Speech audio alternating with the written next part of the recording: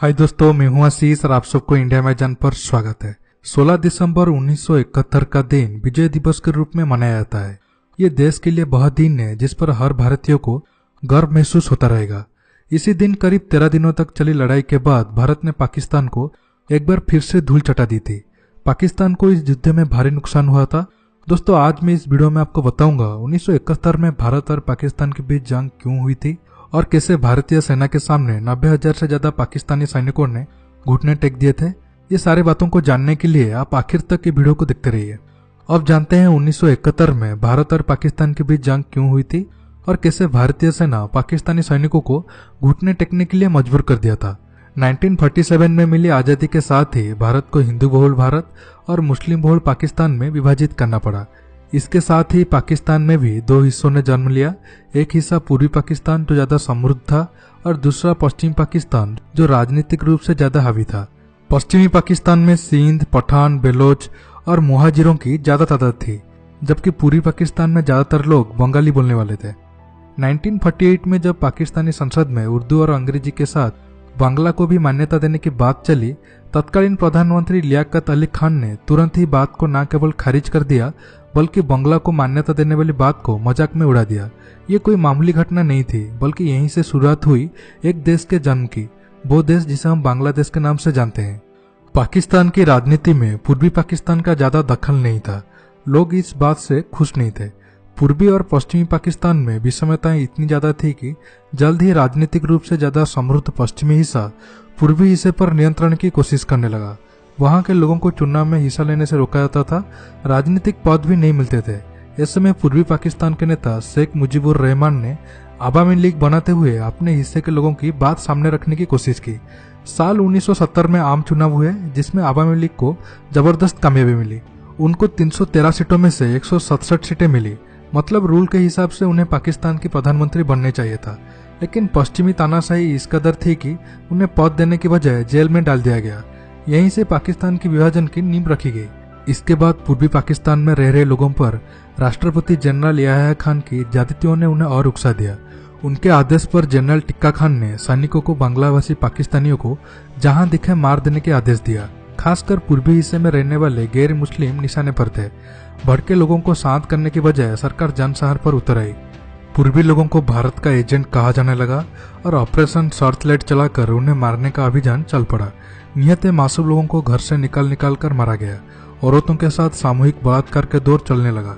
बड़ी संख्या में ढाका यूनिवर्सिटी के छात्रों को गोलियों से भून दिया गया। आज भी ढाका मस्जिद के पास एक बड़ी सी कब्र है जिसमें दफन हजारों लाशें उस दौर का स्मारक है। लाखों लोगों के रक्तपात का आदेश देने वाले जनरल खान को इतिहास में बंगाल का कसाई भी कहता है। हत्याकांड पर जनरल ने कहा था कि महज 30,000 बंगाली ही तो मारे हैं, क्या हो गया। तब एक रिपोर्ट के अनुसार तकरीबन 30 लाख बंगाली लोगों को पाकिस्तानी सेना ने हत्या की थी और 3 से 4 लाख बंगाली लड़की और महिलाओं की इज्जत लूटी थी। इसके बाद अपनी जान बचाने के लिए लोग वहां से भागने लगे। ये शरणार्थी पूर्वी पाकिस्तान की सीमा से लगे भारतीय राज्यों में पहुंच गए। पूर्वी पाकिस्तान के करीब 10 लाख लोग भारत में शरणार्थी बनकर आ गए।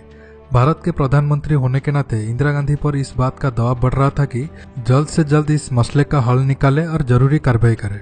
इसलिए इंदिरा गांधी ने एक तरफ भारतीय फौज को युद्ध की तैयारी करने के आदेश दे दिया और दूसरी तरफ अंतर्राष्ट्रीय स्तर पर पाकिस्तान पर दबाव बनाने की कोशिश शुरू कर दी। तत्कालीन भारतीय स्थल सेनाध्यक्ष साम मानेकशॉ की मौजूदगी में अमेरिका के राष्ट्रीय सुरक्षा सलाहकार हेनरी किसिंजर के साथ हुई एक बैठक में इंदिरा ने साफ कर दिया कि अगर अमेरिका पाकिस्तान को नहीं रोकेगा तो भारत पाकिस्तान पर सैनिक कार्रवाई के लिए मजबूर होगा। पूर्वी पाकिस्तान के समस्या को पाकिस्तान अपना अंदरूनी मामला बता रहा था, लेकिन इंदिरा ने साफ कर दिया कि पूर्वी पाकिस्तान में जो हो रहा है वो पाकिस्तान का अंदरूनी मामला नहीं है, क्योंकि उसकी वजह से भारत के कई राज्यों में शांति भंग हो रही थी। इंदिरा ने पूर्वी पाकिस्तान पर उठ रहे हर सवाल की पूरी मजबूती से जवाब दिया। प्रधानमंत्री इंदिरा गांधी एक तरफ पाकिस्तान की डिप्लोमेटिक घेराबंदी कर रही थी और दूसरी तरफ दुनिया भर में भारत के पक्ष में समर्थन जुटा रही थी। पाकिस्तान की तरफ अमेरिका के नरम रवैये को देखते हुए इंदिरा ने 9 अगस्त 1971 को सोवियत संघ के साथ एक ऐसा समझौता किया जिसके तहत दोनों देशों ने एक दूसरे की सुरक्षा का भरोसा दिया। पूर्वी पाकिस्तान में हालात बद से बदतर होते जा रहे थे। Police, paramilitary force, East Bengal regiment और ईस्ट पाकिस्तान राइफल्स के बंगाली सैनिकों ने पाकिस्तानी फौज के खिलाफ बगावत कर खुद को आजाद घोषित कर दिया था। ये लोग भारत से मदद की उम्मीद कर रहे थे। भारत की तरफ से वहां के लोगों को फौजी ट्रेनिंग दी जाने लगी, जिससे वहां मुक्ति वाहिनी सेना का जन्म हुआ। वहीं पाकिस्तान चीन और अमेरिका के दम पर लगातार भारत को उकसा रहा था। नवंबर के आखिरी हफ्ते में पाकिस्तान के विमानों ने बार बार भारतीय हवाई सीमा में दाखिल होना शुरू कर दिया। इस पर भारत की तरफ से पाकिस्तान को चेतावनी दी गई, लेकिन बजाय संभलने के पाकिस्तान के राष्ट्रपति याह्या खान ने 10 दिन के अंदर युद्ध की धमकी दे डाली। पाकिस्तान को उस वक्त यह अंदाजा भी नहीं था कि भारतीय सेना पहले ही अपनी तैयारी शुरू कर चुकी है। इंदिरा के इरादे पक्के थे, युद्ध का माहौल बनता जा रहा था। सवाल यह था कि पहला हमला कौन करेगा। पाकिस्तान भारत की तैयारियों का अंदाजा नहीं लगा पाया। 3 दिसंबर 1971 को पाकिस्तानी विमानों ने भारत के कुछ शहरों पर बमबारी करने की गलती कर दी। हमले की खबर मिलते ही इंदिरा गांधी मैप रूम में पहुंची, जहां उन्हें हालात का डिटेल्स दिया गया। उस वक्त रात के 11 बज चुके थे। सेना के अफसरों से बैठक के बाद इंदिरा ने कैबिनेट बैठक बुलाई और फिर विपक्षी नेताओं से मुलाकात कर उन्हें भी पूरे हालात की जानकारी दी। आधी रात हो चुकी थी जब इंदिरा ने ऑल इंडिया रेडियो के जरिए पूरे देश को संबोधित किया। कुछ ही घंटों पहले पाकिस्तानी हवाई जहाजों ने हमारा अमृतसर, पठानकोट, फरीदकोट, श्रीनगर, हल्बारा, अंबाला, आगरा, जोधपुर, जामनगर, सिरसा और सरबाले के हवाई अड्डों पर बमबारी की। इसी के साथ शुरू हो गई भारत पाकिस्तान के बीच तीसरी जंग। इंदिरा ने भारतीय सेना को ढाका की तरफ बढ़ने का हुक्म दे दिया। वहीं भारतीय वायुसेना ने पश्चिमी पाकिस्तान के अहम ठिकानों और हवाई अड्डों पर बम बरसाने शुरू कर दिए। भारत की तीनों सेनाओं ने पाकिस्तान की जबरदस्त नाकेबंदी की थी। 3 दिसंबर के हमले का जवाब भारत ने ऑपरेशन ट्राइडेंट शुरू करके दिया था। 4 दिसंबर 1971 को ऑपरेशन ट्राइडेंट शुरू हुआ। भारतीय नौसेना ने भी युद्ध के 2 मोर्चे संभाल रखे थे।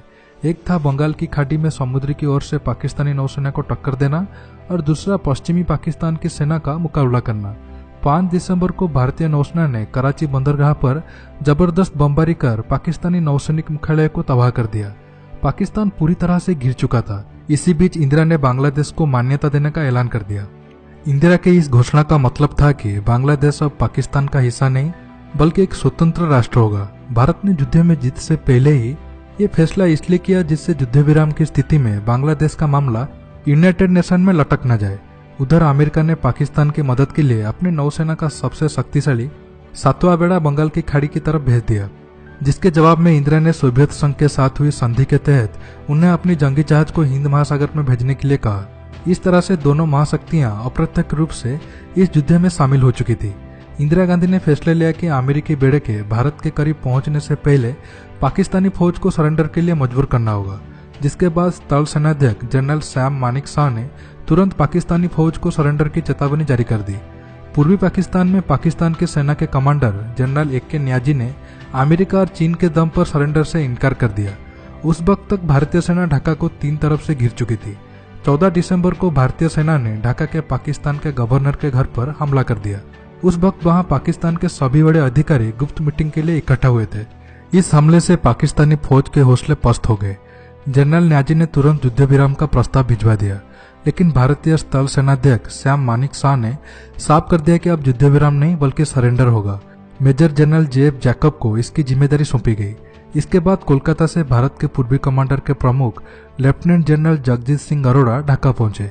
अरोड़ा और न्याजी एक मेज के सामने बैठे और 16 दिसंबर 1971 को दोपहर के 2:30 बजे सरेंडर की प्रक्रिया शुरू हुई। पाकिस्तानी कमांडर न्याजी ने पहले लेफ्टिनेंट जनरल अरोड़ा के सामने सरेंडर के कागज पर दस्तखत किए और सरेंडर के प्रतीक के तौर पर न्याजी ने अपना रिवॉल्वर जनरल अरोड़ा के हवाले कर दिया। भारत ने सिर्फ 14 दिनों में पाकिस्तानी फौज को हथियार डालने के लिए मजबूर कर दिया। जानकारों के माने तो पाकिस्तान के करीब 90,000 लोग बंदी बनाए गए, जिनमें पाक नागरिक और सैनिक भी शामिल थे।